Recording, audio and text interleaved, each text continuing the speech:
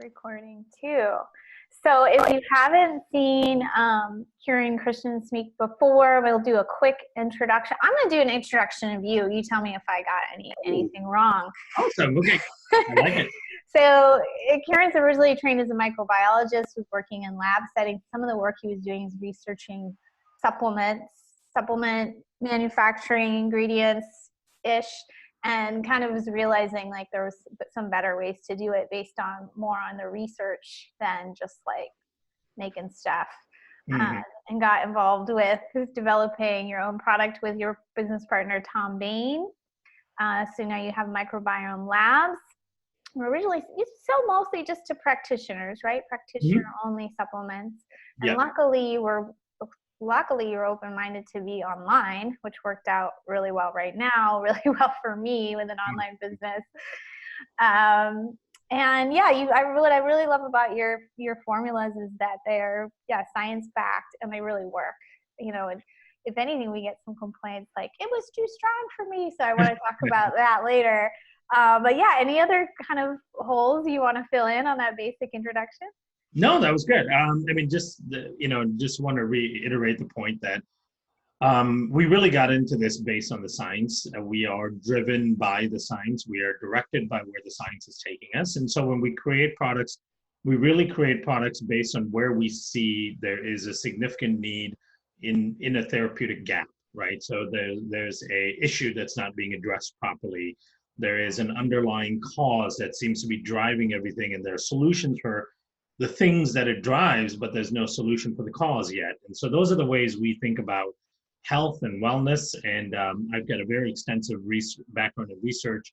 I've run over 50 clinical trials, outside of laboratory microbiology type of research. So we really are driven by science, and we're not driven by market. We're not driven by market conditions.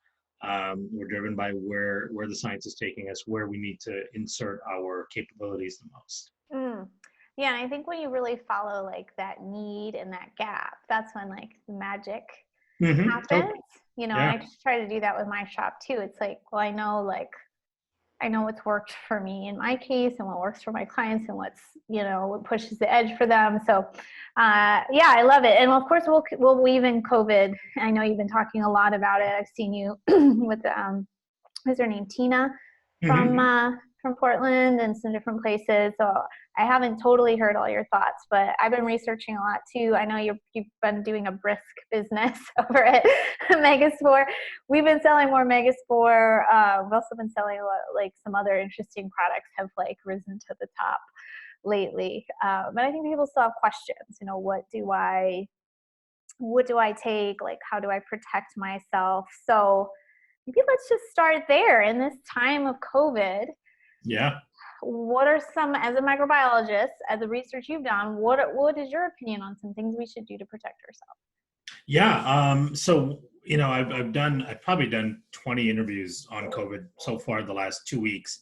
My overarching theme here is that there's a couple of really interesting things that we can reflect on with this pandemic that we're in. Number one, it's absolutely a pandemic. So if anyone was doubtful of that, or they're hearing sources that saying, no, it's not as bad as the flu and all that, if that is still out there, then all of that is absolutely nonsense. We're seeing what's happening. There's evidence. So it's a serious thing, and I think most people are taking the precautions that they should be taking and trying to help not spread it. So good for society for the most part. People are doing that. But it highlights a couple of things. Number one, when we look at how this virus infects, it highlights our vulnerabilities as a society. The virus doesn't care. The virus is opportunistic. The virus is going by evolution. And there's a couple of weaknesses that we have that the virus has figured out how to take advantage of. Now, when I use words like figured out and all that, I don't mean that it has any intelligence. That's just how nature evolves, right? The virus is not even a living thing. It doesn't qualify as a living thing. It's in a way an inert thing. So the differences between viruses and bacteria are very distinct. Bacteria, for example, are self-sustaining cells. They make energy, they metabolize things, they bring things into their system, they break it down and they utilize it, and then they can replicate themselves. Viruses can't do any of that stuff. They can't do anything. They're essentially non-living, right? So they are basically just a capsule, and it's either a protein capsule or a fatty acid capsule. In this case, in the coronavirus, it's a fatty acid capsule with a little blip of genetic material inside, and that's it. There's nothing else to it. They are hijack artists. In order for the virus to perpetuate itself, it has to hijack our cells. So different viruses hijack different types of cells, and they use different types of targets to bind to our cells to insert their genetic material, which their genetic material then codes for hijacking of our cells. So the virus just takes over our cells and makes our cells make more virus, right? So that's basically how they function. That's important to note because this particular virus and lots of viruses in the corona family are attracted and bind to this thing called the ACE2 receptor. And many of you have been hearing about the ACE2 receptor, so I'll just give a quick overview on that because that becomes really important with regards to our health and what we can do to try to improve our resilience.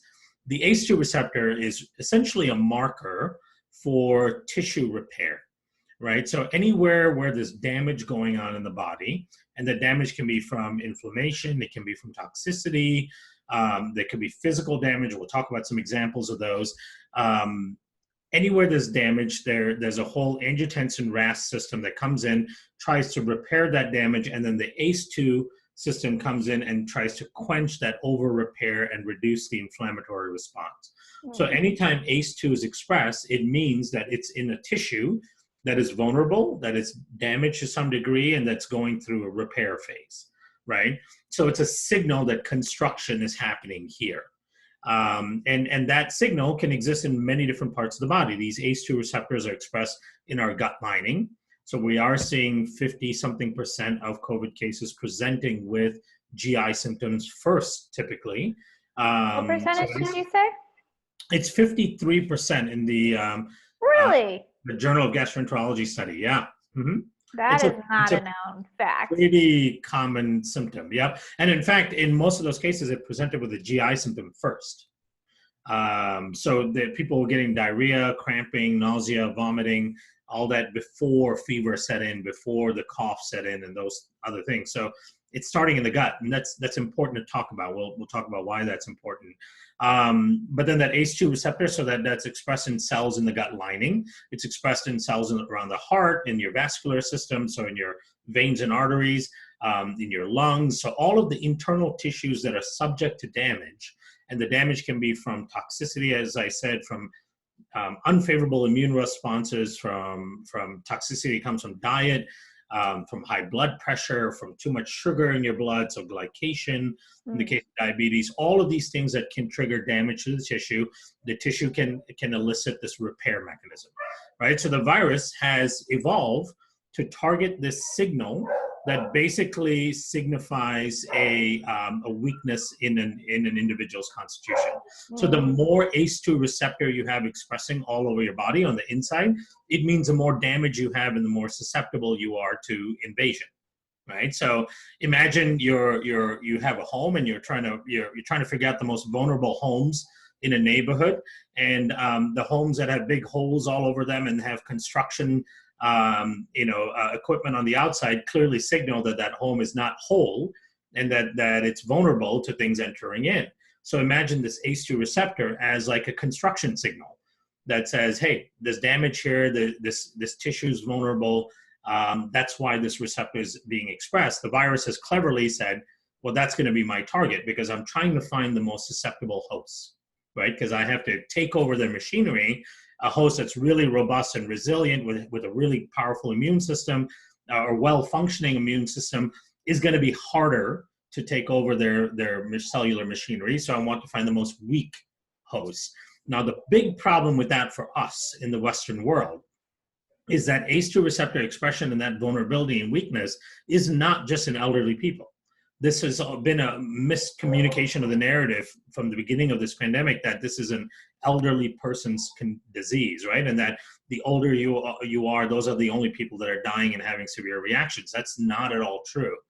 20, 30-year-olds, even people around 18 and 19 are being admitted to the hospital at relatively high rates with very severe responses. One of the reasons may be that we are a very inflamed and unhealthy society, right? We have a lot of construction going on in our system all the time.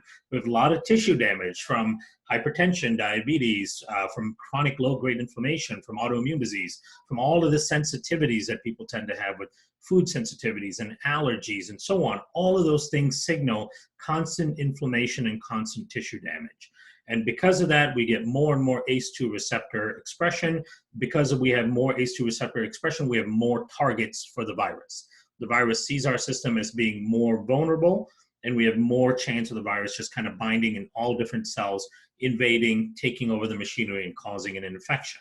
So that's one of the kind of highlights in our society, is that we are more vulnerable to these kind of things because we tend to have more chronic illness. We tend to have more chronic inflammation. So that's one really important thing, just for people to keep in mind, because as we get through this, and we will get through this, there is light at the end of the tunnel, and it's going to seem like a long ways from now, but we will get through this, and I think the vast majority of society will be fine. It is extremely unfortunate that lots of people are going to suffer really devastating consequences because of this, both health and financially and so on. But the vast majority of people will come out okay if we can come out of this being smarter about our health, being stronger, being fitter, being healthier. Then we're really, taking advantage of any silver lining that may exist out of this, right? And if we don't come out of this with a better understanding of our health, a better understanding of our vulnerabilities as a society, then we're really not learning our lessons, because this next another pandemic is going to come around. And all of the vulnerabilities that the virus targets are the same vulnerabilities that drive chronic illness. So it's, we can come out of this being a healthier society with more knowledge and understanding of what's going on in our bodies. I love it. And that's a great summary. And I don't think I had connected all those dots, but I hear from, medical workers like, yeah, there are people like in their 40s who are in the ICU right now. And I want to ask you a little more questions about that. But one thing that's really bugging me, and Bethany, if she's still on, will know, here in Arizona and probably a lot of places, you can still go takeout, right? Mm-hmm. So I went to buy dog food a couple of weeks ago, and there's a Domino's and a Dairy Queen right there. And people are just boop, boop, in and out. And I'm just like, to me, in the health field, you're like, why would you choose that? You have time to be home and cook. The grocery store is open. It's right here. We sell plenty of healthy food. And talking about let's get a learning experience from this. Maybe let's stop eating Domino's and Dairy Queen when there's a pandemic. Cook some food. If people have the opportunity to do that, and then recognizing that some people don't. So some people may be working even more than they used to work now. They're doing some people, right? And maybe they're in the front lines working in the hospital, and they're working like 18-hour shifts, and so they just need to run and get something quick. But there are a lot of us that have the luxury of being at home and working at home and doing what we do at home. If you have that luxury, then it is an opportune time to really improve your health and take a look at what's been going on in your body, because ultimately, the reason a virus like this can exist is because we have vulnerabilities. And there's a big enough portion of our population that will end up having really serious adverse response to this virus, that it compromises and brings down the entire healthcare system, right? That's the big danger here. Right. And again, it's not just old people. New York has been reporting somewhere around 26-27% of all of those being admitted to the hospital with serious conditions are under the age of 49, right? So it's people in their 20s and 30s and 40s as well. So more than a quarter of the almost fatally ill people are under 49. So it's not a thing of the elderly. We got to get that out of our head. And so it really allows us to kind of understand, why are we so vulnerable to things like this? And then why are we so vulnerable to the most egregious response to the virus? Because here's the other thing that's really important. Everybody can catch this, right? Nobody is really immune to it. Everybody can catch it no matter what your health condition is like. Now, how severe the response is going to be in your system will depend on a couple of things. Based on the data that's available, number one, it's how much ACE2 receptor expression you have, right? So we know now that more than 11% of all those that have died from COVID-19 have heart disease. Somewhere around 7.5% of them have diabetes. So between heart disease and diabetes, it encompasses 18, 19% of all those that have succumbed to it. Then if you look at obesity and other components of metabolic syndrome, it makes up like 25% of everyone that succumbed to it. It fits in that category. Why is that? Well, the reason is because those conditions are associated with chronic inflammation, and that chronic inflammation is associated with chronic tissue damage on the inside part of the body, and that is associated with chronic expression of the ACE2 receptor. So it makes you more susceptible. You have more virus targets in your body, right? So that makes the ability for the virus to find cells to target and replicate in increased. Then the second part that really determines what's going to happen to a certain degree is what is your immune system response like to the presence of the virus. It's very clear that the people that have the most severe responses, who end up with ARDS, the acute respiratory distress syndrome, which is what's killing people for the most part. There are people succumbing with heart attacks and multiple organ failure and all that. All of those things are driven by an overt inflammatory response to the presence of the virus, right? So if your body and your immune system is already angling towards an inflammatory hyperactivity response to everything, then that may present an increased risk with that type of dramatic inflammatory response. So it's ultimately the inflammatory response, which is what's damaging the tissue and shutting down the system, not the virus itself, right? So it's how your body responds to it will determine what your outcomes are going to be. And we have too many people in our country that have overactive immune systems in the inflammatory side, right? They're hyper reactive to food. They're hyper reactive to environmental toxins, environmental antigens, things like ragweed and pollen. We've got a pandemic or an epidemic, of respiratory illness, including asthma in kids. We have over 8 million kids in the US with asthma. We've got lots of food sensitivities, lots of allergies, lots of autoimmune diseases. All of these are characterized by overreactive immune responses, inflammatory immune responses.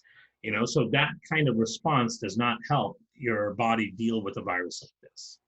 Well, I'm really glad you brought that up, because a lot of what I'm trying to address and research in my community is not going to Domino's. They're not going to Dairy Queen.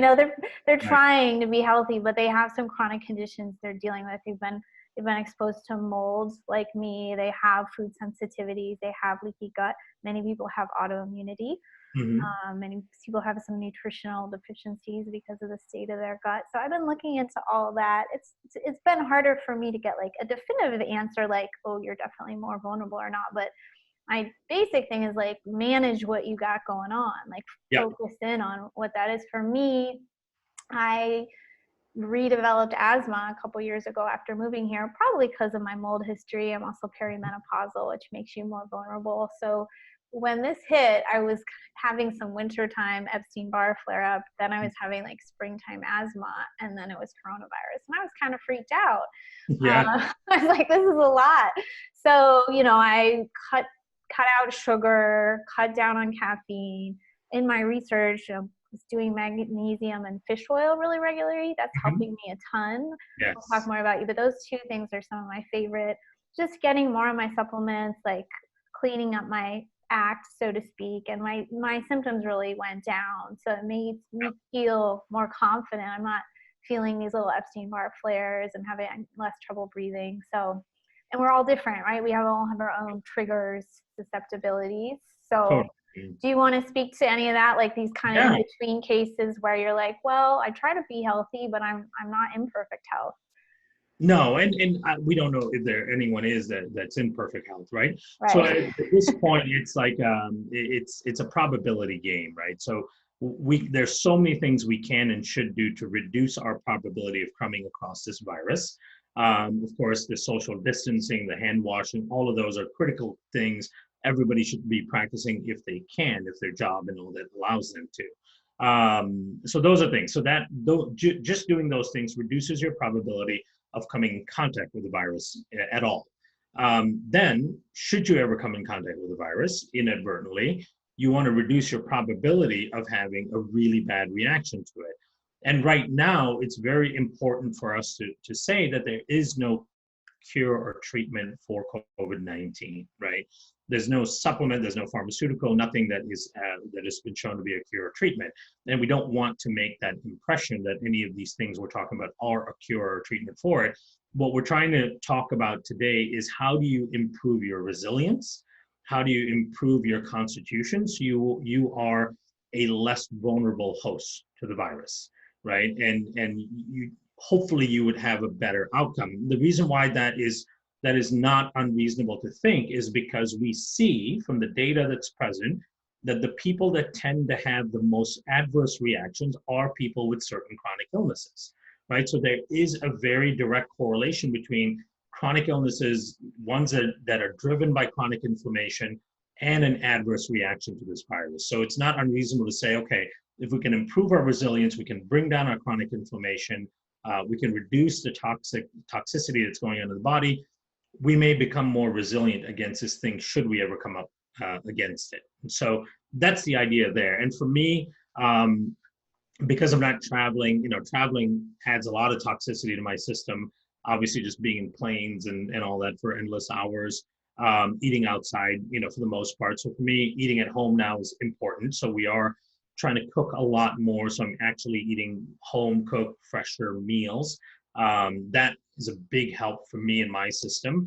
I've doubled up on most of my supplements that I regularly take. The spores, of course, because of the leaky gut part of it and the LPS translocation. Incidentally, there's a good amount of data that shows that one of the things that really triggers the expression of this ACE2 receptor, the viral target, is the presence of LPS in the system. One of the ways that your body combats damage at LPS, the lipopolysaccharide endotoxin that's made in the gut, and if your gut is leaky, it's allowed to leak through the intestinal lining into the circulatory system.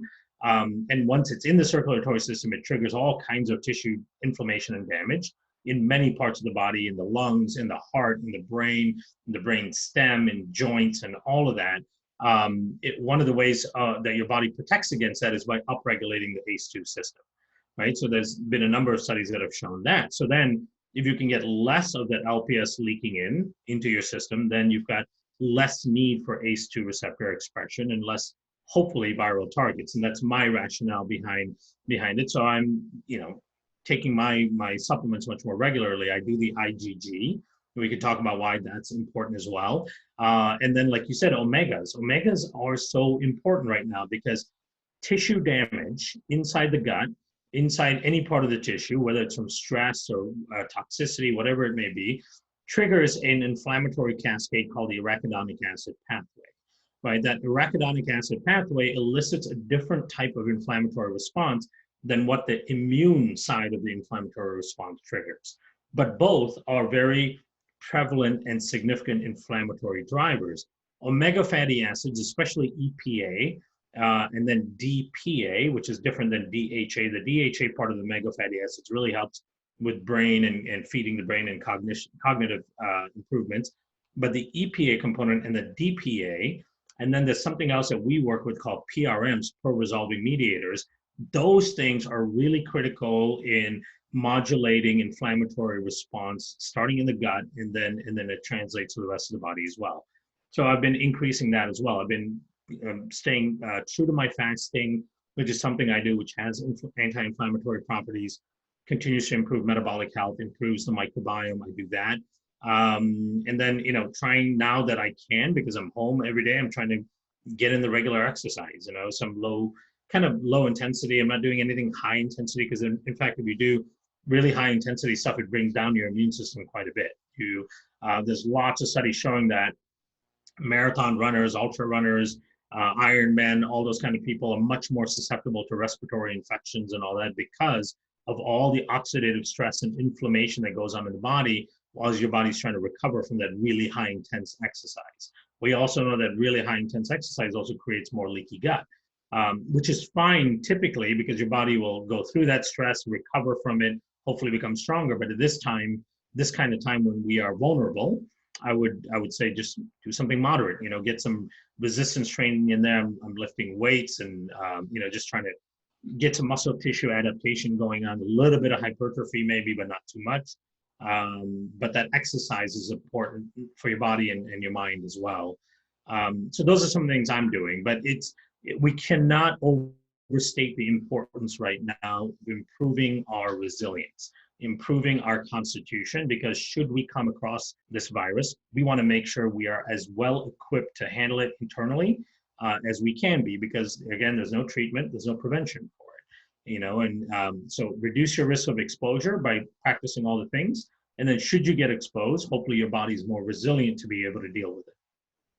Awesome. So we're getting some good questions. I'm going to just hold them for a little bit longer, I think. And you said that one thing's important to talk about is how the virus goes into the gut. And you're sort of getting into like how to shore up the gut. But why do we need to know more about this virus getting into the gut? Yeah, it's interesting. I think one of the things it may suggest is that foodborne transmission may be a possible thing, right? So that's something to keep in mind. This is a relatively weak virus when you look at the virus and its structure. It's a fatty acid envelope, so surfactants and heat and chlorine and all those things kill it pretty readily. So one of the presumptions was that stomach acid will probably kill the virus. But as it turns out, it's not, because we are able to detect the virus in stool during the course of infection, and then for some time after the infection actually alleviates itself. So it's prevalent. It's prevalent there in the gut. And then, of course, we know that people who are 53% of people are experiencing severe GI symptoms, often as the first symptomology. So what does that mean? There's a couple of things that makes that a really important thing to think about. Number one, remember that 70% or so of your immune tissue is in your gut, right? And we're counting on that immune tissue in the gut functioning well in order to protect the rest of the body, not only the immune response in the gut, but the rest of the body, in your lungs, in your upper respiratory tract, in your heart, everywhere, right? Wherever else the virus or other viruses may be. We're still in the cold and flu season, so we still have those things to contend with and deal with, right? So if you've got a virus that's invading the lining of the gut and creating an inflammatory response to the point where you're feeling pain, you're getting nauseous, you have diarrhea, you've got all of the cramping and all that, then you know there's serious inflammation happening in the digestive tract. Anytime there's inflammation in the digestive tract, that throws off the microbiome. Inflammation drives dysbiosis. There are certain bacteria that do really well while inflammation exists, certain pathogens especially. So what may be happening then is the virus is starting to infect the gut lining cells. That is recruiting a lot of immune cells to that area. So there's lots of inflammation and tissue damage happening in the gut. That elicits the diarrhea, and that elicits the nausea and the cramping and the pain. And then during that process of inflammation, you're getting a dysfunction in your microbiome where you're getting opportunistic bacteria starting to grow faster than your good commensals. Now, when you've got this dysfunction going on in the gut, that can compromise immune response, because your immune response throughout the body starts in the central command center, which is the gut.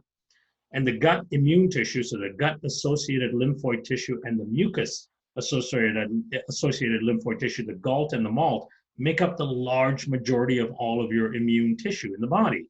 And that immune tissue counts on really important crosstalk from a healthy, robust microbiome. That crosstalk is what kind of amplifies and triggers and tutors the immune system on how to respond to things that enter the body, not only to the gut, but in other sites as well. And so now if you've got the central command center for where you're fighting where the battle will start off, then the rest of the peripheral immune system is not going to be working as well, right? So think about it this way. Let's say there's a battle, there's a war going on, and we've got soldiers all over the place fighting the battle on different fronts, right? Different areas, but they're getting all their instruction, they're getting all their equipment and all that from a central command center. And then the enemy attacks the central command center. And then that's in disarray. So then the communication, the supply of equipment, all of that to the rest of the peripheral fronts becomes compromised. And so then the battles on the fronts start getting compromised, right? So that's why it's so important to think about and look and investigate at what's happening within the microbiome while this type of infection is going on. There's one paper that'll be published soon. Somebody sent me a link to the pre-publication draft that looked just at this. They followed, I think, 6 or 7 cases of people that ended up succumbing to COVID-19 infection. And they followed their microbiome, and they saw that commonly between all of them, they had certain features within the bacterial composition of the microbiome. They had lower levels of certain protective bacterial strains like bifidobacteria and keystone strains. Like I believe they looked at Akkermansia rheumacoccus, and then they had higher levels of certain opportunistic bacteria. Now, we don't know if that was a characteristic of those people's microbiome before the infection started, or was it the infection that drove that dysfunction, right? We're not sure about that. But sure enough, that characteristic was present among all these individuals, which shows that there is some sort of compromise happening in the microbiome, and that compromise may be related to how the immune system is responding to the presence of the virus in other parts of the body, right? So what does that mean for us? Well, it means that, and this is not definitive, there's no specific study on this, but it could mean that the healthier we keep our gut, of course, the healthier our immune system is going to be. We know that. But in light of COVID-19 infection, maybe the healthier our gut is, maybe the better we will do in the long term with regards to this infection. We don't know that. I don't want to make it seem like there's a study defining that, but that's just where the scientific rationale goes, right? So that the gut seems to be involved. There seems to be some compromise occurring within the gut. That compromise can likely alter the immune response. And when the immune response is altered, then it gives the virus free rein to do what it does. Yeah, that's really interesting. And how many people are dysbiotic in this country? Like almost all of them, I think, from what I've tested. Even us folks who are trying to do well. Although I will say, I was one of those people. Since a young age, just a lot of different gut problems. And I really do well. People ask me, well, what of your products do I take every day? And I'm like, really kind of none of them, because I just take them as needed when I feel like it, because I'm pretty good now. I do, I have some favorite things and that kind of thing that I'll talk about in a minute, but you can get to a point where your gut just really is a lot more solid, which is great news. And I think a lot of your products help with that. So maybe let's do a tour of your products, because I know we got some questions on like ones that maybe a practitioner has recommended in your line, or ones that you like the best. What dose? Bethany asked what dosage you're using, and then we'll answer some of the other questions coming in on other things. Let's start just with like your first product here, the Megaspore. And I did have one safety question for you on this one. You said you're taking a little more lately. Do you take it in combination with something, and how much do you take? So I take frequently, for most of my life, I take 4 capsules a day.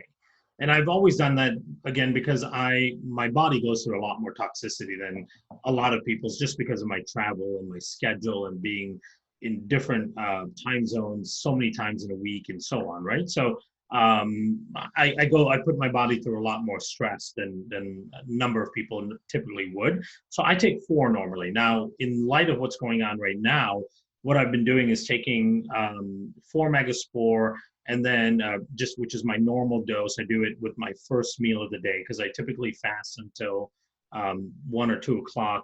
And then I take my Megaspore with that. But lately I've been taking 2 more at night before bed as well. Wow.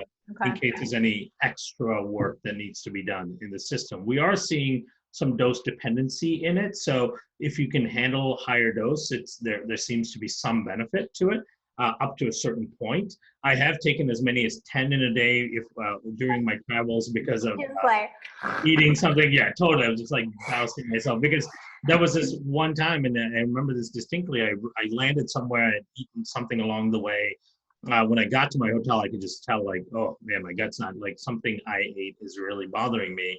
And then, then you run to the bathroom, you're like, okay, that's not a good sign. But I had like an evening presentation that evening. So this is now like kind of late morning. I'm like, if I get food poisoning, if I will, how am I going to go and do this presentation? I flew all the way here just for that. So I took 5 Megaspore, and then I took a nap, and then I woke up again and took another 5.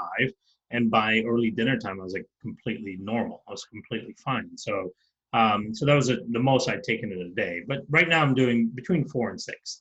Because the other reason is because in Chicago, where I am, the weather is like all over the place right now.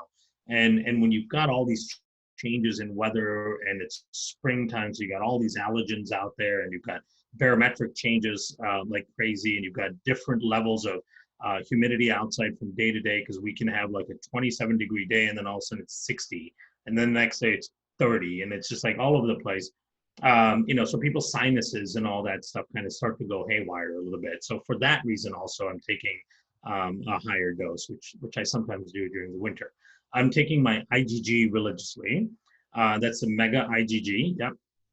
That product has really good studies on viral challenges, not COVID-19, not SARS-CoV-2 virus or COVID-19, but on other viral challenges. And in fact, we started working with that product in particular because it has a couple of really well done published studies on HIV, but one of the most preeminent HIV researchers in the world. And HIV, similar to SARS-CoV-2, infects the gut lining as well. That's one of the first places it starts to infect and cause real havoc, and creates a significant leaky gut in HIV. It's actually called HIV enteropathy. And in fact, the NIH, the National Institutes of Health, has published studies showing that the degree of HIV enteropathy, or leakiness in the gut, is a better predictor of mortality in HIV than viral load. And so it's that inflammation that it causes because of leaky gut and disruption in the gut lining is a very real thing. And it seems like that SARS-CoV-2 and COVID-19 may have similar effects from the GI things that are being reported. And so because of that, and because the IgG has been shown to be really beneficial for the gut in HIV infection, I'm taking that religiously. So I do that. I do 4 with my first meal of the day with my probiotic, and then I do another 4 in the evening before bed. That's kind of your recovery, repair kind of time, and the IgG really helps during that time. I'm also taking, I regularly take 2 caps of the Mega Omega with my largest meal of the day. Yep, but now I'm taking 2 caps of that during the day with my first meal, and then 2 caps at night again before I go to sleep. Because again, lots of repair mechanisms are occurring overnight as you're fasting and you're sleeping. So I want all my cellular machinery to be optimal. I want my body to clear as many dysfunctional mitochondria as possible, clear as many damaged cells and DNA as possible, and regenerate new tissue throughout that evening. And dampening some inflammatory response that may be going on is really helpful during that time. So that's why I'm doing these in my first meal, and then I'm adding some of them in the evening as well. So those are the main things that I'm taking that we make. Outside of that, I've upped my vitamin D. I don't usually take much vitamin D, but right now vitamin D is important with increasing the antiviral type of function within the immune system. So I'm doing around 8,000, 10,000 IUs until it starts to get more and more sunny outside. If it starts getting sunnier outside, I'm just going to spend more time outside as much as I can. So I'm doing that. I'm also doing vitamin C. I typically do around 2,000 milligrams of vitamin C anyway, as just regular what I do. But right now I'm doing more in the 3,000 to 4,000 range. And I'm trying to do a couple of different vitamin C. So I do ascorbic acid in itself can be useful, and I do about 1,000 milligrams of that. But I also do kind of a liposomal C that has slightly different delivery mechanism, slightly different absorption. So you're getting a couple of different sources of vitamin C. Incidentally, there's some good studies coming out of China showing that IV vitamin C seems to be helping patients with severe response. That also indicates to me what part of the immune system needs to be dampened. And we could talk through a case that was published in Nature Medicine too from Australia that really illustrates the type of immune response you want to have against COVID, against SARS-CoV-2 and COVID-19. versus the type that really causes problems, right? So one is the problematic one is the inflammatory response driven by interleukin 6, TNF alpha, and so on. That's some of the things that vitamin C brings down, which is probably why we're getting they're seeing good responses. And then in the case that they published where they showed a woman that went through what would be the ideal immune response to this virus, they showed almost no elevation of her inflammatory cytokines, even like the second day of symptoms, right? So they showed really high expression of antibody producing cells. These are the B cells, and T helper cells, which are cells that help those kind of B cells and other T cells in that cascade upregulate themselves. So what it seems that we need in order to really protect ourselves against this virus is an amplification of our adaptive immune response and a dampening of the inflammatory immune response. So with that in mind, the way I'm thinking about it is I'm like, well, hopefully I never have to get this virus, but even before I ever do, I want to have that switch going on in my body. I want there to be less inflammatory response, more adaptive immune response. That's the purpose of everything I'm doing right now, right? So you want that balance to be shifted in your body anyway. Well, I can't say most, a lot of Americans are shifted the other way. You know, we have inflammatory response taking over most of everything that our body comes in contact with, and lower levels of adaptive response because we're not developing oral tolerance. We're not developing immunity against things very well, right? Every time you eat a certain food and you're sensitive to it and you get a reaction, that's the inflammatory response. If the allergens out there kick off your symptoms, that's an inflammatory response. If you have eczema, psoriasis on all the skin responses, that's an inflammatory response. So we are constantly seeing this overacting inflammatory response and the not enough function of this adaptive response. And that's where I'm trying to make myself more resilient and kind of shift the balance should I ever come in contact with this. Perfect. I love that. I've written it in the notes, so I'll kind of consolidate that later. Let's go back. Well, before we go to more products, let's go back. So Mega Omega taking 2 to 4 a day, it shouldn't be a problem for most people unless you have trouble digesting fats. Then you might want to do like our liver gallbladder support. You might want to do enzymes. You might need to kind of support bowel movements. Maybe the MegaGuard could help with that too. Yeah, because the MegaGuard will improve bile flow, and bile is critical in all of this. Yeah. It improves gastric emptying and all that. So yeah, absolutely. Yeah, and we can talk more about this new product in a minute here because we barely have talked about it on our shop. Mega IgG can be a little constipating, I find. So you're sucking down quite a bit of it. Maybe not everyone, especially not all at once. You know, give your body a chance to get used to it. I prefer it at breakfast. I think that makes it less constipating. I'm pretty small, so often like just 2 is enough for me on this product. But you know, maybe if you feel compromised, do more. But you know, go a little slow. But I love this product, as I do the MegaMycosa we'll talk about in a minute. Yeah. The Megaspore, I've never had a problem with it. I've taken as much as 4, but I've had clients that can only take a half or less. Yeah, some people are sensitive. Yeah, some people are sensitive. I think it's just because they're so dysbiotic and they have die-off. This is where I said in the beginning, some people complain they think they're too strong. The study I wanted to ask you about, you probably know of, but I can pull up, saying that for some people, some populations, probiotics can do more harm than good because there's some kind of, I don't know, leaky gut or inflammatory response. Do you know that study, or do you want me to pull it up? Was that the study out of Israel? Not last year, but maybe the year before? Or was it on immunotherapy in cancer patients?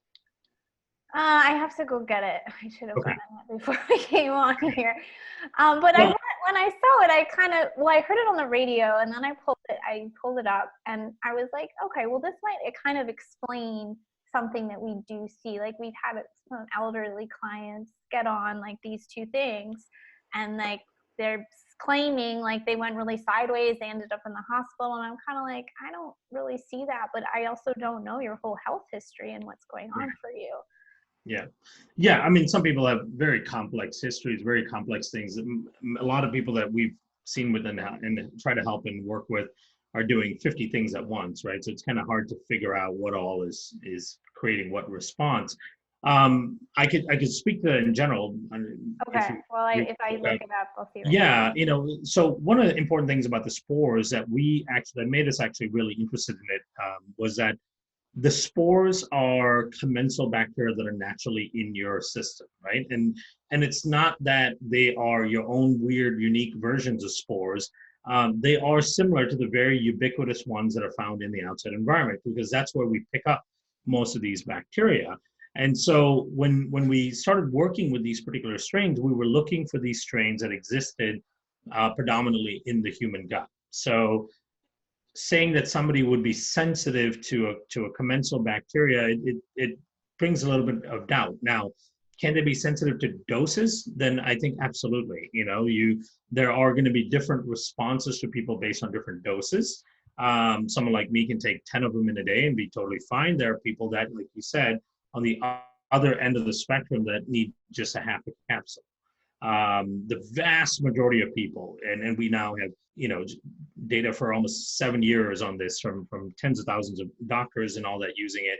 The vast majority of people, you know, 90+%, the clinically relevant dose of 2 caps a day does perfectly fine. If you are in a compromised position, you're getting sick of some sort, you're traveling, you're under stress, whatever it may be, you can go to a higher dose for a little additional protection. But for the most part, people do perfectly well with the 2 cap dose. Yeah. This, you know, now when I was really cringing, to be honest, when people would say they had bad reactions, and we recently had a gut group and lots of people with bloating, constipation, and, you know, reacting to stuff. So now when people say, oh, I really reacted to that, I'm like, okay, well, how many different diagnoses do you have? Like, how many different products? And there's inevitably a lot going on for this. Yeah, and how many things are you taking? You know, you're taking that with charcoal and with this and with that and this. You know, it becomes too complex to really understand, number one, if any of those things are going to be beneficial, and maybe what is causing the problem. You know, so that's why we kind of, when we were working through our practitioners with this, that's why we created this whole like total gut restoration system, because the idea was, okay, we tend to throw a lot of things at the gut when we feel like the gut is messed up, right? We throw a lot of different types of therapies at it. In many cases, what we need to do is just kind of step back and go, okay, let's just do this simple, basic thing first that is supposed to address the most foundational problems. And then we can add on other therapies to see if they impact it in a positive way. So that's where that total gut restoration comes from, with the Megaspore, and then the prebiotic, and then the MegaMucosa as well, with this kind of systemic approach to fixing it, a stepwise approach to fixing the gut. Yeah. Another population I'll mention, you kind of said earlier, people who are kind of reacting to everything. So if you already react to everything else you take, and then you add this, and you're like, I can't believe I reacted to this. It's like, well, I can't. You reacted. Right. You know, it sucks. I get it. There's people who are in that state where they've had so much chronic toxicity and inflammation, and they can't hardly tolerate anything. So we just have to be really careful with the dosing and go really slow and add things later. And I get that. Yeah, I personally haven't had any problems with zero of these products. I do have some problems with like antimicrobials, like biocidin that we both know, or like if you know, chelation IVs, that was really bad for me. But, you know, for the most part, I do well. But I appreciate that people are just really sensitive to a lot of things. And go slowly, go step by step. I heard a rumor, I think from Michael Roslin, that there was something in here that MegaMycoBalance, it was beneficial potentially. Yeah, I mean, if you look up the benefits of propolis in all of this, there's some evidence, some information coming out showing that propolis can be quite beneficial in terms of how your immune system responds to things like viral infections. We loved propolis from day one. It was one of my ingredients that I really appreciated and thought was very underutilized in nutrition and functional medicine in general. So we wanted to add it into the MegaMycoBalance because it does so many different things, including you know, helping with overgrowth of fungus, which is Candida, you know, for the most part.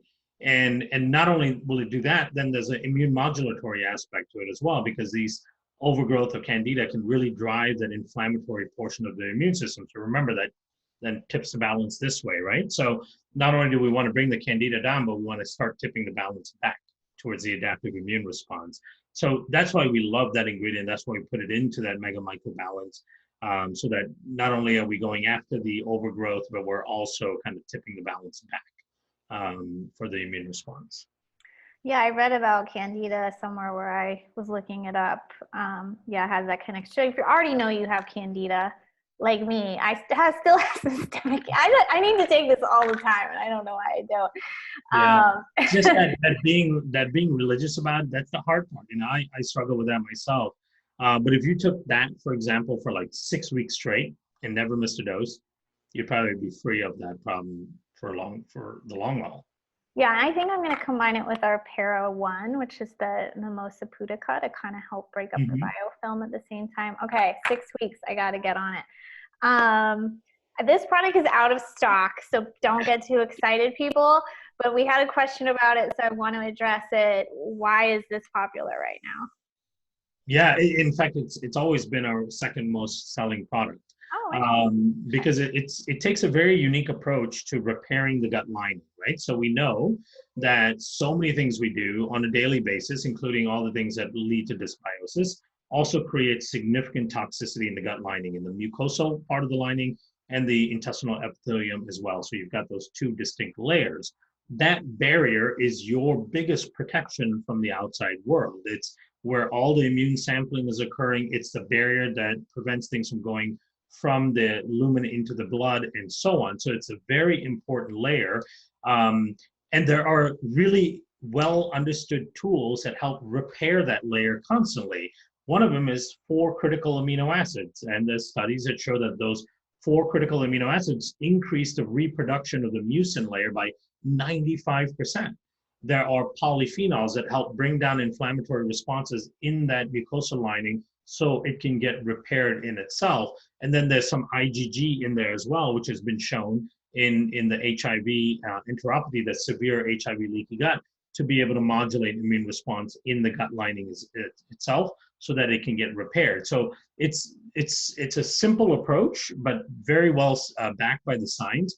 And nobody else was doing it, you know, and then that's, you know, I think I said earlier, we kind of follow the science and go, okay, where are the gaps, right? And we keep understanding that the intestinal lining, that barrier is really important to keep regenerating and functioning as a barrier, and it gets damaged very easily. Very easily.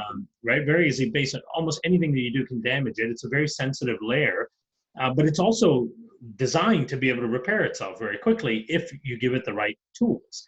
And so we started looking at, well, what are the tools in the research that have demonstrated the ability to repair this?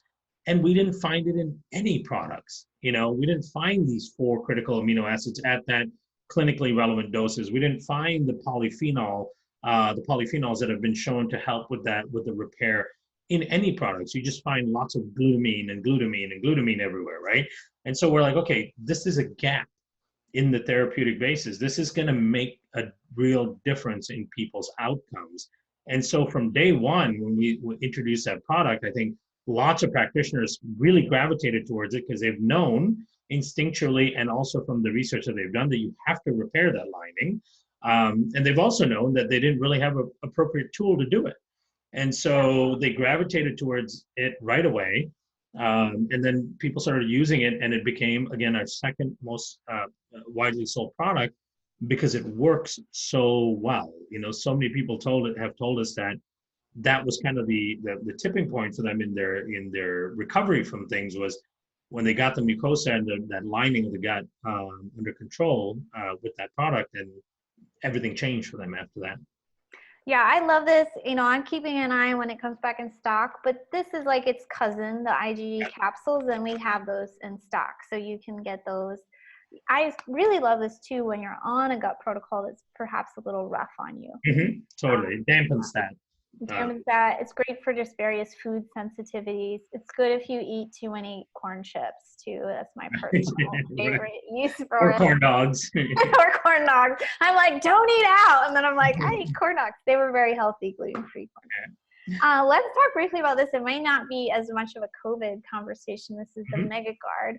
As I mentioned, I love this product. I want to hear what you use it for, and then I'll share what I like it for. Yeah, so for me, I personally use it definitely when I eat out, right? So I fly all around the world and I eat out in so many different places. In any given week, I've had weeks where I'm eating in literally 3 different continents in one 7-day period, right? So it's a lot of different things I put in my system. Fortunately, my microbiome is pretty resilient and I don't have any adverse response to most of that. But I find that digestion can slow down quite a bit. You can feel more bloated. You can feel more stuck for a while, both in your stomach and your intestine. You can feel full for too long because that means that the food bolus is not moving through the way it should. And then just that bloated discomfort and that uncomfortable feeling. And I get that when my circadian rhythm is off and I'm flying from place to the other and I'm eating in unusual places, unusual times.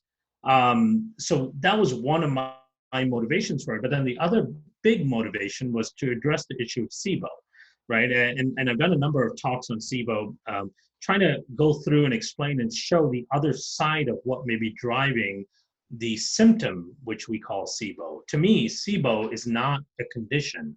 SIBO is a symptom of a much bigger underlying condition, right? And so when we look at SIBO, we go, SIBO is a disease, and we're going to target the disease. We're going to target the overgrowth. That's because that's what it's characterized by. But we know from years of trying that now that you can keep going after the overgrowth, but it's not going to go away, right?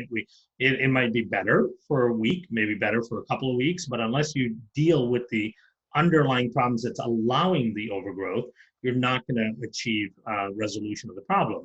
So in digging into the research and looking at it from a mechanistic standpoint, the things that are really clear to me that are contributing to indigestion, digestive discomfort, fullness, bloating, all of the SIBO kind of things too, is low HCl. And a huge prevalence of why HCl is low is either A, because of H. pylori infection, or B, because of the use of PPIs, so proton pump inhibitors, which are the #1 selling class of drugs, or now it's OTC, so you could just buy it off the shelf, and antacids, right? So just those 3 things alone, which then encompass a huge population of the country and of the world, really, are really compromising stomach acid. What happens when you compromise stomach acid? Well, all of these bacteria in your mouth has a huge load of bacteria. Many of those bacteria are not supposed to be in the gut. When they get into the gut, and if they're allowed to flourish, they actually cause significant amount of trouble, right? So there are genres of bacteria, gram-negative bacteria like Streptococcus, which is a gram-positive bacteria, the Enterococcus, all of those, if they're allowed to be swallowed and survive through the gastric system and settle in your small intestine, they're going to lead to all of those digestive symptoms. And you're swallowing trillions of bacteria every day. You're swallowing gallons of spit. And all of those oral bacteria are entering your system and causing the dysfunction because your stomach acid, that barrier, is not there to prevent those bacteria from being viable, right? So we've got that protective mechanism, but it's dysfunctional. So we found this, a licorice extract. And it's a flavonoid within the licorice extract in itself that controls H. pylori levels. And it really improves that the gastritis, so the inflammation in the stomach that occurs, and that low HCl production. And they have a couple published human trials showing that. So to me, that was really important, because that's also one of the effects of eating out a lot. That is, you get that kind of gastritis and slowing of gastric emptying. So then you also want the food to go from the stomach and dump into the small intestine quickly, and you don't want it to sit in the stomach for too long, or it'll start to putrefy and cause problems in the stomach. Then you get all of this gas pressure in the stomach, and that drives reflux, right? And so a lot of people experience that problem. Then the other side of the problem is bile flow. Bile is extremely important in keeping a low level of bacteria in your small intestine. Bile is also really important for upregulating antimicrobial response in your small intestine to protect the small intestine from overgrowth. And a lot of people have liver dysfunction, a lot of people have gallbladder dysbiosis, and that compromises bile flow. Bile is also critical for absorbing your fat-soluble vitamins and nutrients, and also for removing fat-soluble toxins out of the body. So we wanted to improve bile flow because it's so important for managing the microbiome in the small intestine and your body's ability to digest and assimilate food. So that's why there's an artichoke extract in there that's actually a prescription product in parts of Europe for that very application, right? So we went to Spain and we spent some time there, met with the company, looked through all the research and all that. We brought that back and put it in the MegaGuard itself.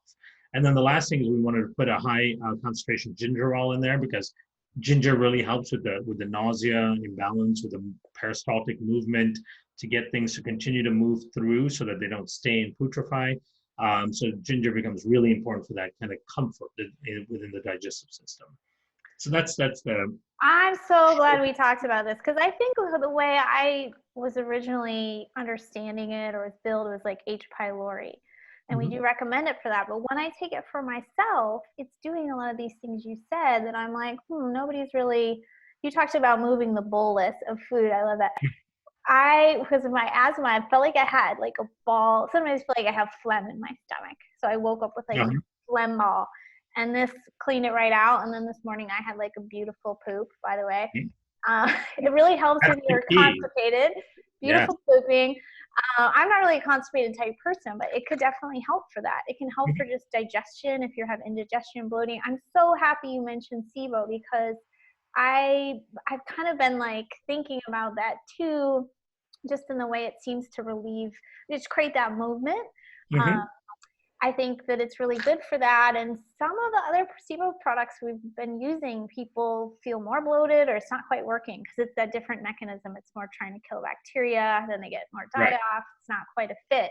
But this is very moving. It's also great for like a sour stomach, I would say. Like if you, whatever reason, stress, coffee, just feel like, it's very soothing for that. So it is, and that ginger in there, the high concentration gingerol, that does wonders for how much comfort your digestive system will feel and that any sort of nausea you might get and so on. Yeah, or with the protocol, it's going hard. We made these new little pill boxes. This is our thing for the month. So I have my digestive enzyme, then I have a wheat rescue we're going to talk about next. And then sometimes I have the MegaGuard because I know it's just going to relieve that if I'm eating out like that discomfort. And then sometimes I have the GI detox to like just absorb stuff. But now that you say that, I'm like, I'm gonna stick with the MegaGuard. Yeah, I take it with every meal. Okay. I just started doing that when the product first came out, and I noticed that when I'm eating out a lot constantly, and especially in different places, then the meals get harder and harder to digest, even for me. And I start to get that kind of discomfort, bloated kind of feeling. So I started throwing in the MegaGuard, and that's kind of eliminated all of that. Yeah, so nobody's going anywhere right now, but someday we will go out again. And those are the things I carry around because honestly, like when you're out and about or you're traveling, like if I'm going to travel, I'm going to bring these things. And like then maybe like a multivitamin or sleep aid, but those are like key because eating out is going to be your biggest challenge when you travel. So okay, well, let's finish these last couple things. We haven't hardly talked about the wheat rescue in our community. I really like this product. You don't need to like take a gazillion of them. I just use it when I eat out and I think I could be exposed to wheat. Can you tell us how this works? Yeah, and that was the thing that prompted us to create the product. So there's two things that have been revealed over the last 4 or 5 years that really drove the existence of this product, right? First thing was, we all know that gluten has a negative response in the gut. It used to be thought that it was only for people with celiac, right? And that makes up only 1 to 2% of the population. So it's not a big prevalent problem, so if you're not celiac, gluten's totally fine. Well, then we developed this whole other category of non-celiac gluten sensitive people, where these people are clearly having a sensitivity response to gluten, but they don't have the diagnosis of celiac disease. And that can be as much as 25–30% of the population. So that now we've got a larger chunk of the population that is actually sensitive and should avoid gluten at all costs. But studies published about 3 or 4 years ago showed that 100% of people get transient permeability when you eat gluten, even if you don't feel it in your gut, right? Because only 1 in 7 people actually get GI symptoms when they have gluten and the permeability that it causes, right? So that is where things started getting a little conflated, because even I used to think, 4 or 5 years ago, that I'm probably not sensitive to gluten. I don't feel anything I negative. remember you used to say Right? that. Yeah, I was like, Yeah, seriously. you're all jacked up on so much Megaspore, you can't feel anything. My gut is resilient, right? It just Yeah. breaks everything down, digests everything, and everything's fine. And so um, I would never think that I have any sort of sensitivity or negative response to gluten. But then when you start looking at that data, and they showed that 100% of people that they tested, these are not the people who are in the celiac or gluten sensitive category. These are 100% of non-gluten sensitive people show transient permeability when you consume gluten. What does that mean? Well, when gluten is in the system, once it gets in and gets into the small bowel, it opens up the tight junctions between the cells and creates enough measurable permeability during that acute period while you're trying to digest your food, right? Now, for a lot of people, that's fine. Your body it'll create inflammation, but your body will fix it. And then you create inflammation and your body fixes it, and so on. So you keep doing that, but at some point your body stops fixing the damage efficiently. And then the net result is a net damage, right? I don't know where I am on that list. So my thought was, well, I should just start really dampening my exposure to gluten. So then started thinking about that and kind of making those adjustments. Then comes a study last year that published in the, I think, American Journal of Gastroenterology, that showed that upwards of 50% of gluten-free foods actually have gluten in it. So then we started thinking, like, well, what the hell are you going to do now? Like, if everybody gets transient permeability and inflammation from the presence of gluten, and then not to mention the non-celiac gluten sensitive and the celiacs, now you're going out to eat and you're ordering off the gluten-free menu, and you're buying the gluten-free stuff in the store, and you think you're going gluten-free, but there's a 50% chance you are still getting gluten into your system. They tested 5,624 or so foods out in cafes and restaurants and quick serve places and all that. And they found that up to 50%, like in pizza, it was 50%, and sandwiches, it was like 33% or something like that. But it was a measurable amount of gluten-free foods having gluten in it. So then we said, okay, what is your recourse for that, right? For people who are trying to heal, who are trying to get themselves better, the last thing they need is just more inflammation when they eat food, right? It sets you back on your recovery. So then the solution is either A, you never go out, right, and never eat outside. You prepare everything at home, and you are very cognizant of what the source is of everything. But then even if you do that, if you sprinkle a little spice on some of your food, a lot of the spices have wheat flour as a carrier, and you may never think to look at the ingredient list on your spices, but it does. So lots of stuff, salt may have some wheat in it, and so on. So then we started thinking, okay, it's probably impossible to avoid gluten completely.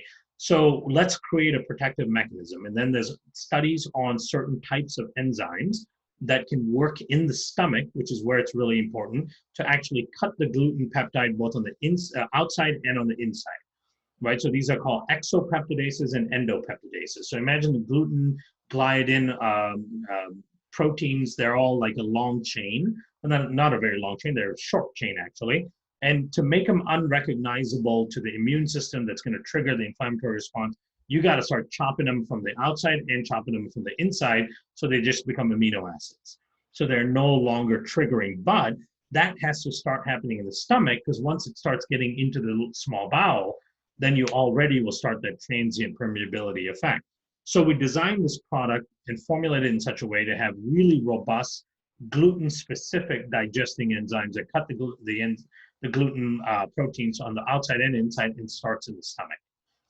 So it becomes your kind of basic protection against inadvertent exposure to gluten. Or if you know that, hey, it's Sunday night football, I'm going to be eating pizza, and there's no way around it, then at least you take that and provide some degree of protection. Yeah, and it says just one. Is that usually, or you're okay with the one as a dose? Yeah, typically one. If I'm eating a bigger meal outside and I know there are certain friends you go with, you know, it's going to be a lot of food.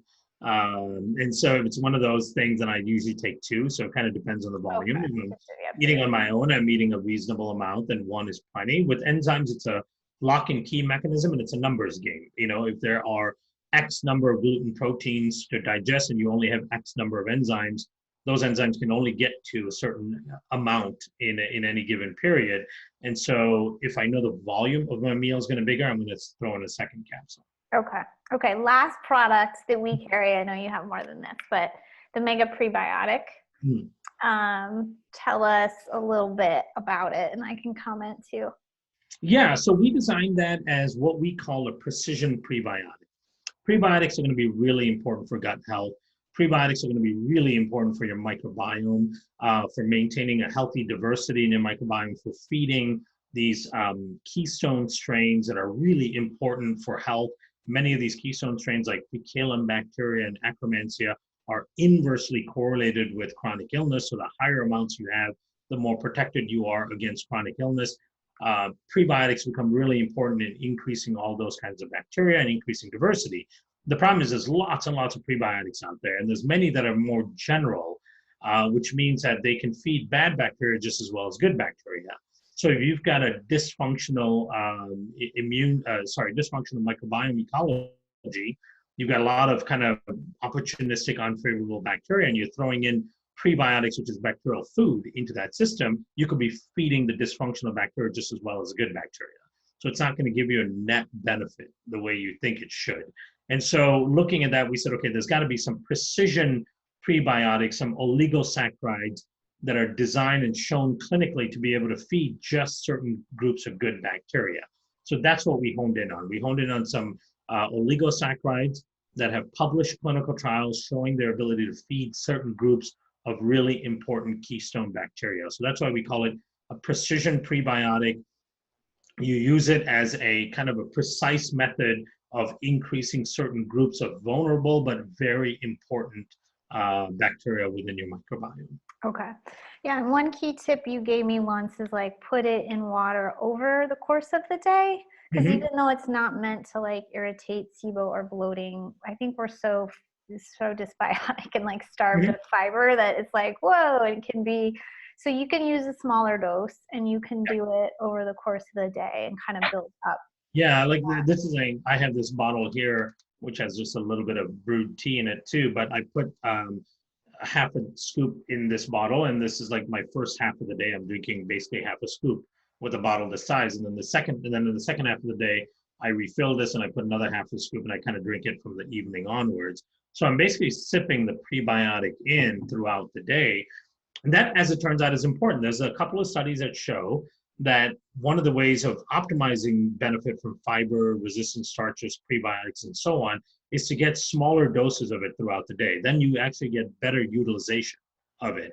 If you flood the system with one drink of 40 grams of fiber and a whole bunch of prebiotics and all that, then the utilization of it gets actually diminished. There's not enough metabolic activity with the bacteria to be able to take advantage of all the fiber that's there. Oh, okay.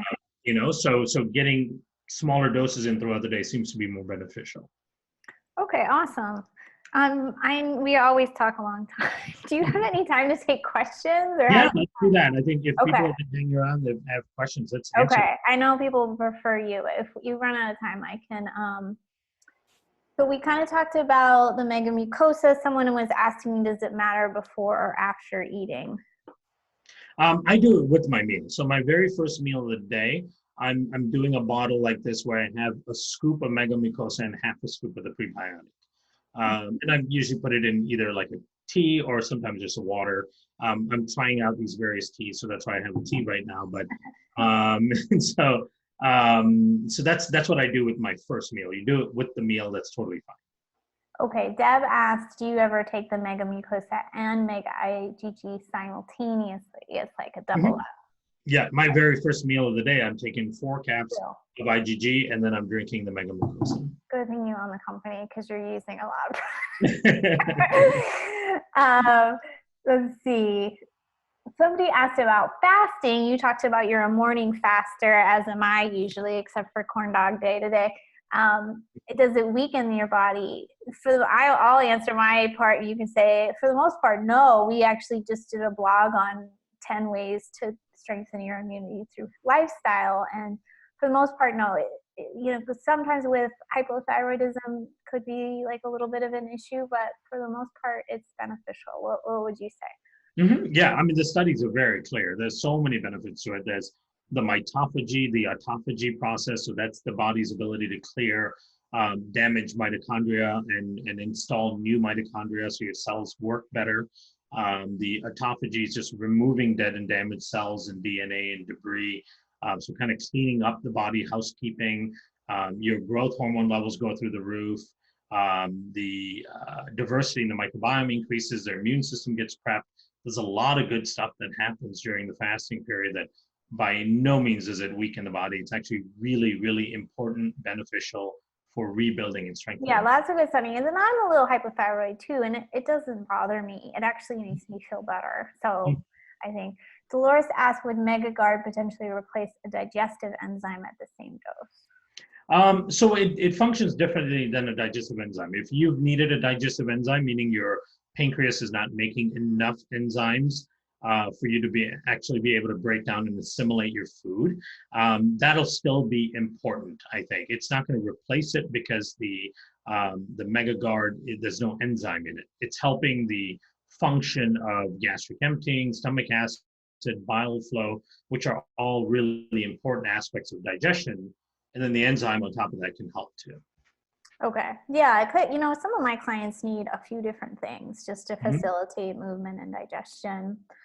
Tina asked, she's been trying to wean off omeprazole.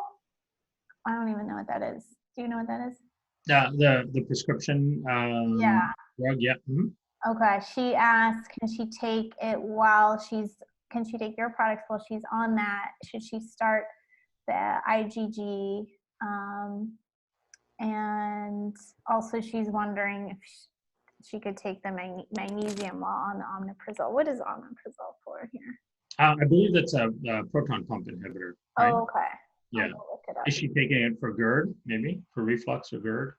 Tina, you can answer in the chat if you want. I hope you don't mind I said your name, but we only said your first name.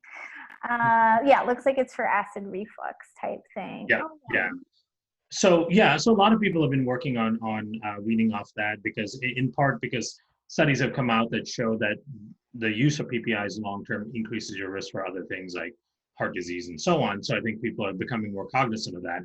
Of course, don't make any changes to your medication and all that without talking to your doctor. So work with your doctor on that. So we don't want to make any recommendations when it comes to the medication side, but we do know that it's perfectly fine to take MegaGuard with it, as we have not seen any contraindication. There's nothing in the science that would show contraindication,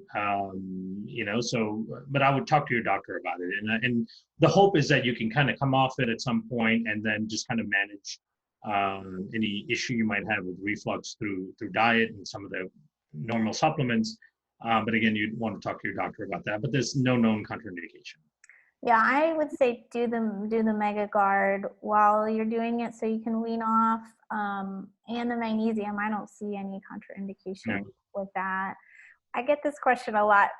Would the supplements interrupt fasting? But you're not really saying to take them during your fast. You're saying them with your first meal. Yeah, that's what I think. Yeah, and I think people can get a little sticklers about fasting. Like technically anything that raises your blood sugar causes an insulin response. But at the same time, like I'll sometimes like just do like kind of a lemon drink while I'm in my morning fast. It's still pretty fasty. Like it's not really a big deal.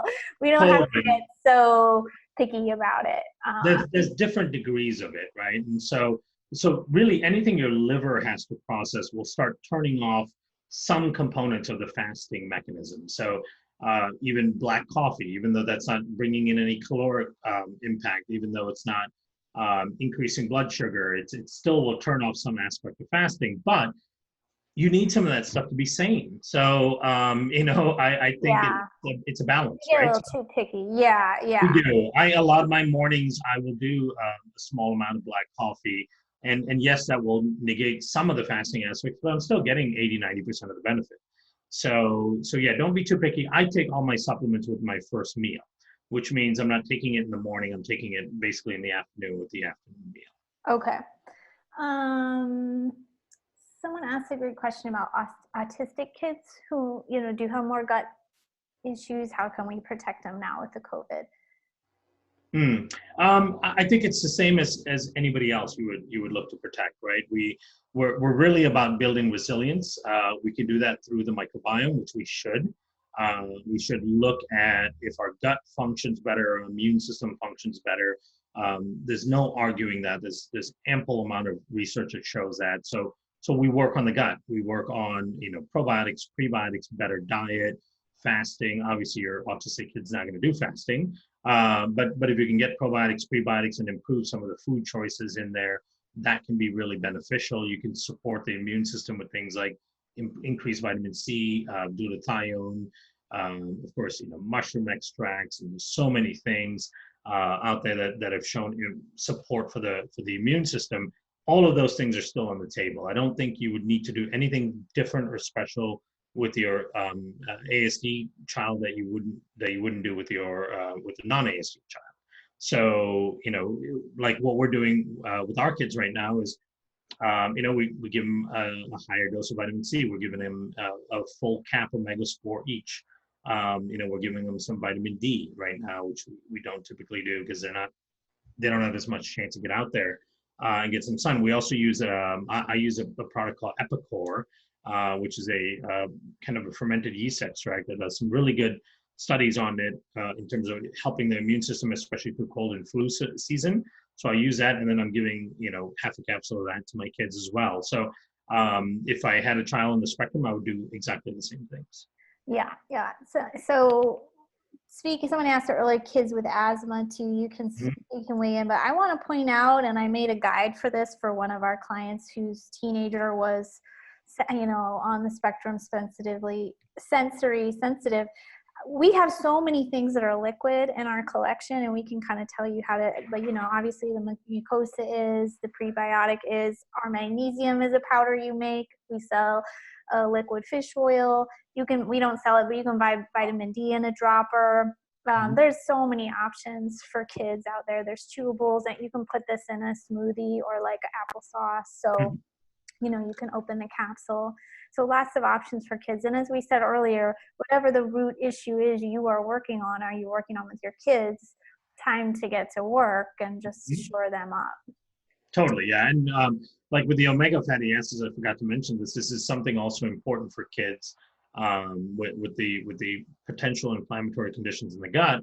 You can actually just kind of poke a hole in the soft gel and squeeze it out into anything they're eating or drinking, so you can get some omega fatty acids into them as well.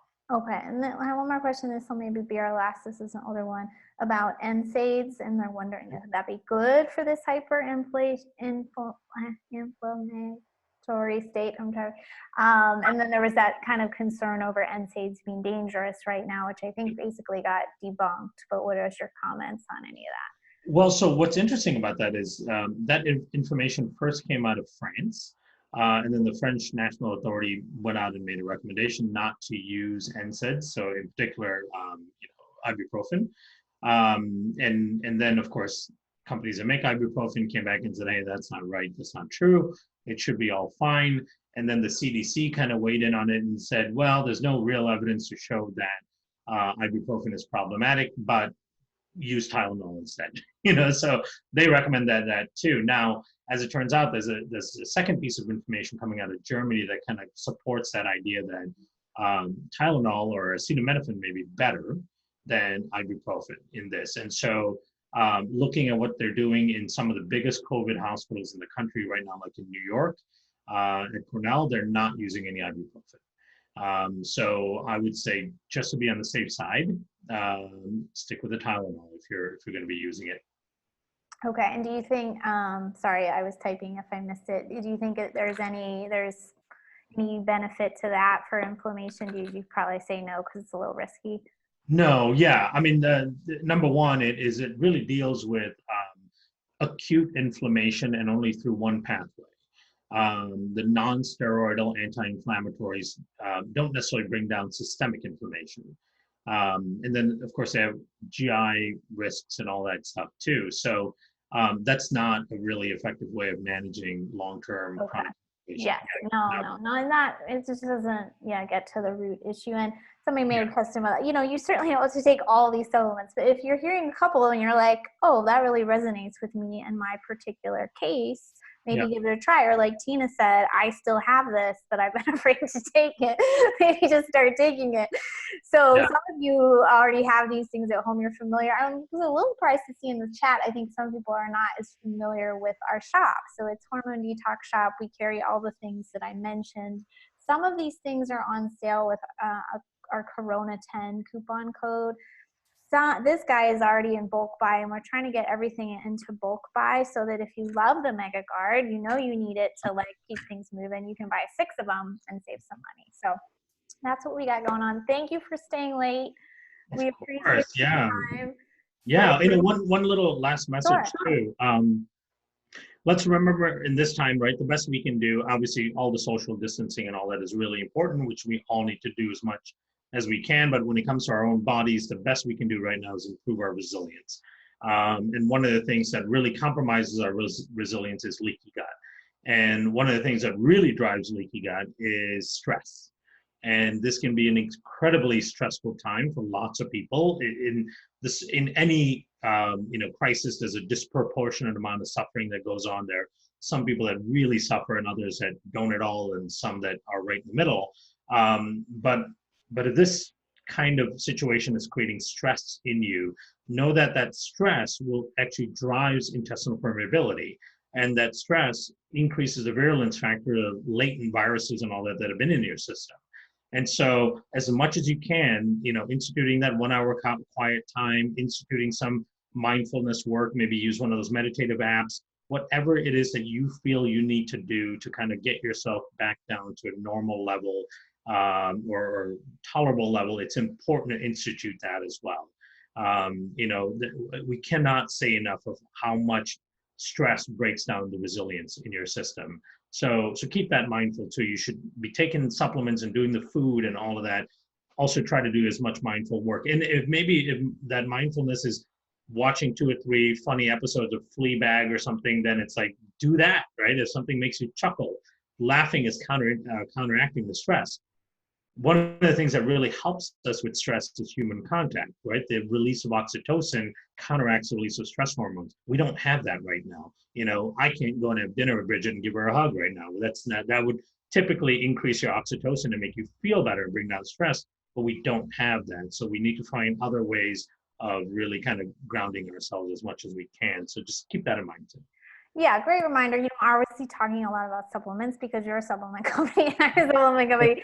But in our own lives, you and I are both doing these things. I actually think this is a great practice time for stress management because we're home. We're not distracting ourselves.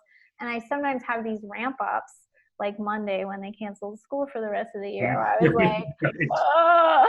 And then I was like, I came back down and I was like, oh, I saw how I came back down. Okay, how do I do that again?